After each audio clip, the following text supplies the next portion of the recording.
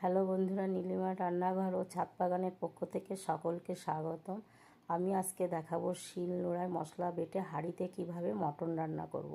এর জন্য প্রথমে আমি কিছুটা মাংস নিয়েছি, নিয়ে সেটাকে ভালো করে বেছে ধুয়ে নিয়েছি। তারপর শিল নোড়াতে ধনে, জিরে, লঙ্কা ও আদা ভালো করে বেটে নিয়েছি। বাটনাটা আমার করা হয়ে গেল। এবার আদা আর রসুন আলাদা করে বেটে নিয়েছি। কিছু পেঁয়াজ কুচিয়ে নিয়েছি। এবার আলুগুলোকে ভালো করে ভেজে নিয়েছি। তারপর হাঁড়ি বসিয়ে তেল দিয়ে তেল গরম হয়ে গেলে জিরে, তেজপাতা, শুকনো লঙ্কা, গরম মশলা ফোড়ন দিয়েছি। তারপরে পেঁয়াজগুলোকে দিয়ে দিয়েছি। একটু লবণ দিয়ে পেঁয়াজগুলো একটু ভাজা ভাজা হয়ে এলে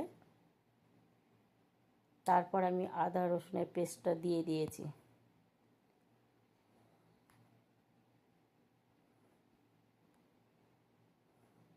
তারপরে বাটা মশলাটাও দিয়ে দিয়েছি। তারপর পরিমাণ মতো নুন, হলুদ, লঙ্কার গুঁড়ো, কাশ্মীরি লঙ্কার গুঁড়ো দিয়েছি।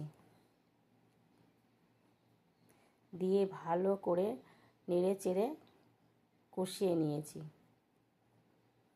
কষানো হয়ে গেলে একটু তেল ছাড়া ছাড়া হয়ে গেলে আমি মাংসগুলোকে দিয়েছি।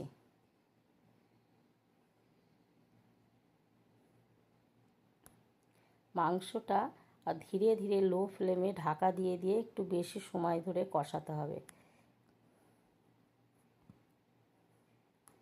এইভাবে কষানো হয়ে গেলে আমি একটু ভাজা মশলা জায়ফল, জয়িত্রী, শাহজিরে, মরিচ এইগুলো দিয়ে আমি কষিয়ে নিয়েছি। এবার আলাদা করে আমার গরম জল করে রাখা ছিল, সেই জলটা আমি দিয়ে দিয়েছি।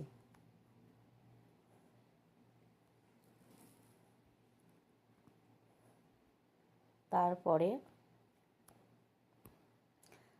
ফুটে গেলে ভালো করে আলাদা করে চর্বি রাখা ছিল, এই চর্বিটা দিয়ে দিয়েছি এবং ভাজা আলুগুলোকে দিয়ে দিয়েছি।